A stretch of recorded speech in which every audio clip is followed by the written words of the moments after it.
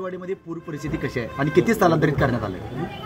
आता सध्याची परिस्थिती पाहिली तर तसा वाढ कमी आहे पाण्याला, परंतु आता कालचा पाऊस किंवा वरच्या धरणातनं होणारा विसर्ग याचा विचार केला तर सतर्कतेचे इशारे आम्ही दिलेले आहेत आणि जवळजवळ 50-1 कुटुंब आता आम्ही विस्थापित केलेली ही दलित वस्ती आहे. काय सांगाल सरपंच म्हणून शिरोळ तालुक्याला पुराचा फटका सगळ्यात जास्त इथं बसतोय, किती लोक स्थलांतरित केलेत आणि काय योजना केल्या ग्रामपंचायतीने? एक 50 कुटुंब तरी आता सध्या पाणी शिरलेलं आहे त्यांच्या घरामध्ये, त्यामुळे त्यांना स्थलांतरीची उपाययोजना करून देत आहोत आणि त्याचबरोबर पावसाचा जोर बघता त्यांना लवकरात लवकर स्थलांतरित करणार आहोत. मिठाईच्या दुकानामधली तिथे स्थलांतरित काय केली आहेत का? अजून तरी त्यांनी साहित्य हलवलं आहे त्यांनी आणि त्यात त्यांना सतर्काची इशारा दिलेला आहे.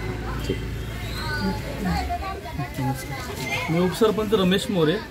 नरसिंहवाडीतील एक 3-4 ठिकाणी संभाजीनगर असेल, परत प्रबुद्धनगर असेल, व्यापारी पेठ असेल, बाबर प्लॉट असतील, इथून एक 50-60 घरं आम्ही स्थलांतर करण्याच्या सूचना रात्री फिरून दिलेल्या आहेत आणि ठराविक जणांनी स्थलांतर पण केलं आहे. जसं पाणी वाढेल तसं आम्ही उपाययोजना सर्व करत आहोत. स्थानिक लोकांची पूरग्रस्तांची राहण्याची खाण्यापिण्याची व्यवस्था कशी केली? तशी आम्ही शिरोळमध्ये व्यवस्था दत्त कारखाना असेल किंवा शासकीय कुठं असेल किंवा खाजगी ह्याच्यातून आम्ही करणार आहे आणि इथून लोकांना बाहेर काढण्यासाठी पण आम्ही गाड्यांची व्यवस्था आम्ही स्वतः केलेली आहे ग्रामपंचायतमध्ये. बरेच लोक स्वतःची व्यवस्था करतात.